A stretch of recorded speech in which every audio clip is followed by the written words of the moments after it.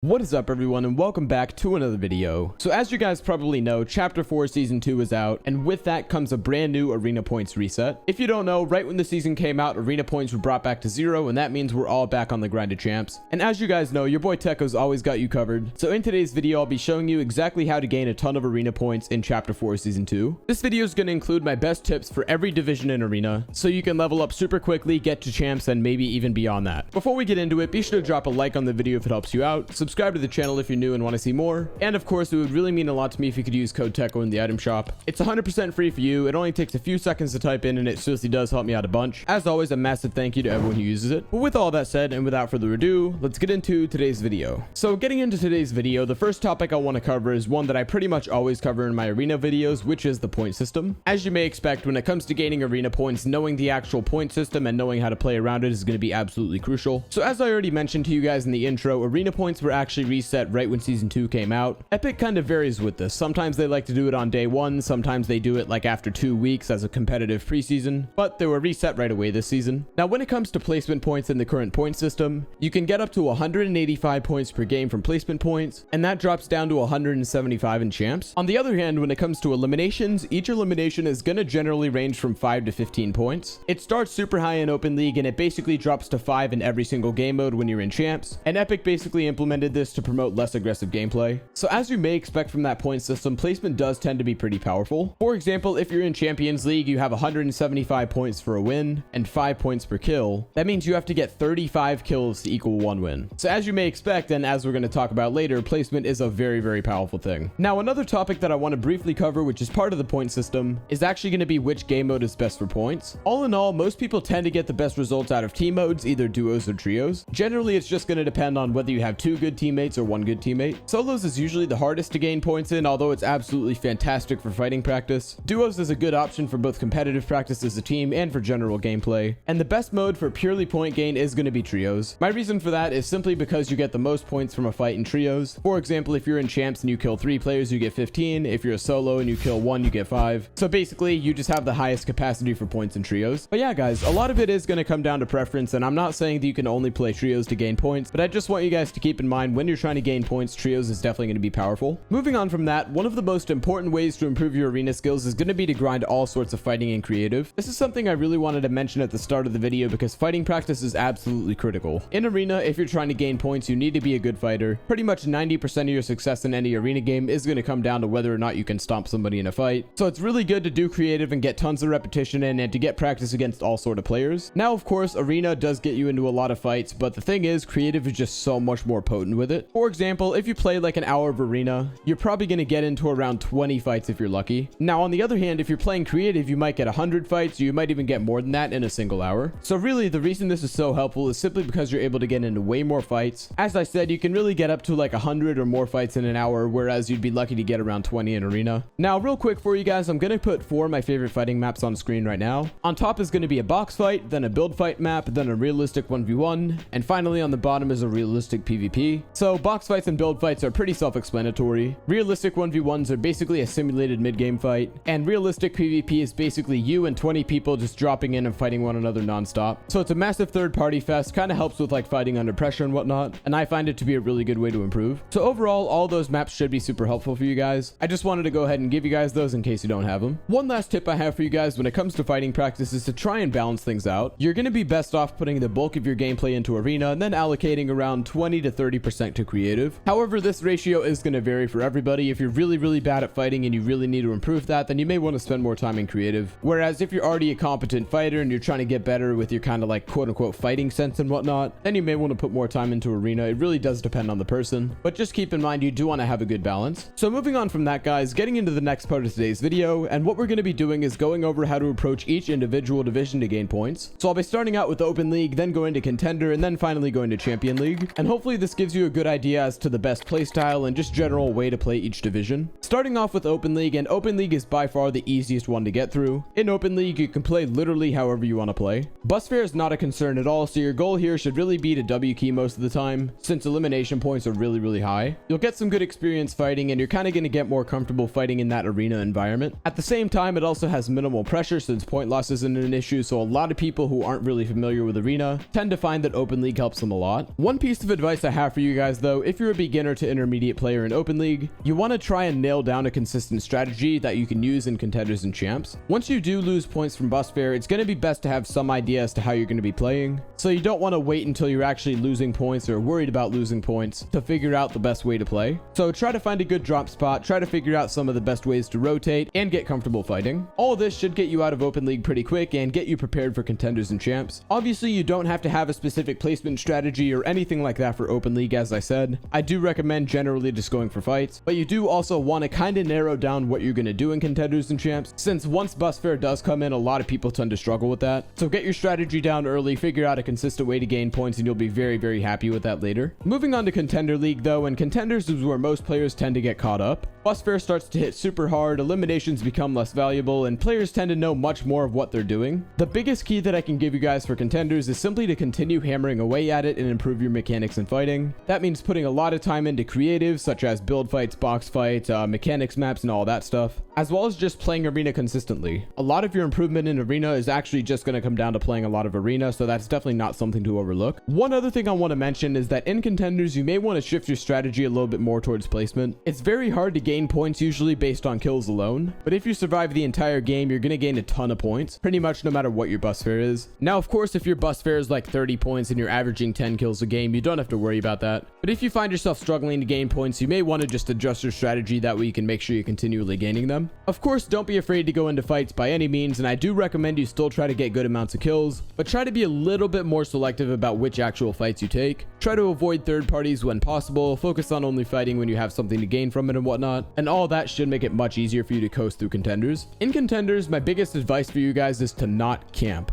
You can play some level of placement, but your biggest goal should be to improve while you're in Contenders. Camping won't get you good at fighting, and the last thing you want is to be stuck in Champs with players who are just way better than you, just because you wanted to camp and inflate your point number. Seriously, such a big piece of advice that I wish I knew back in the day is that you don't need to worry about getting to Champs. I know a lot of you are going to end up trying to camp and trying to play any way you can to get to Champs, but really it is not worth it. Focus on improving your gameplay, focus on getting there naturally, and it's going to be much better for you. So overall, guys, in Contenders, try to play for a middle ground playstyle. Don't completely avoid fighting, but don't put yourself into losing situations. Simply be consistent, get a lot of practice in, and you should find yourself doing way better. And finally, guys, if everything goes well, you should reach Champions League. In Champs, your playstyle really isn't going to vary much from Contenders. At this point, you probably know what you're doing, you probably have a consistent playstyle, and if you're still trying to grind points in Champs, then chances are you're going for the leaderboard or something like that. Unless you're an absolutely insane fighter, you really won't want a hard W key every second of the game, but you won't want to camp either. Although placement points are powerful, your best shot at gaining points is definitely going to be a fair mix of a few eliminations with consistently high placements. Try to find consistent teammates as well. When you're in Champs, you're going to want to have at least some consistency in your playstyle, and if you're constantly looking for randoms and scrim servers to fill your lobby, you're going to find it much harder to gain points consistently, especially when you're in Champs. A quick tip I have for you guys in Champs is to try to make your game consistent, at least for the most part. Bus fare hits super hard, so dying without placement points on a consistent basis can be a major issue. That means try to have a drop spot you're comfortable with, try to know how to rotate, and really just try to find a consistent way to do good. I know it sounds like a very, very basic thing to say, but a lot of people in Champs just go into the game with no idea what they're going to do. They pick a random drop spot, they die off spawn 5 times in a row, and then they wonder why they're not gaining points. So try to avoid that and try to have at least some level of consistency. One last point I have for you guys is that even the top trios in the world don't typically get more than like 20 or so kills in most games, and that's combined.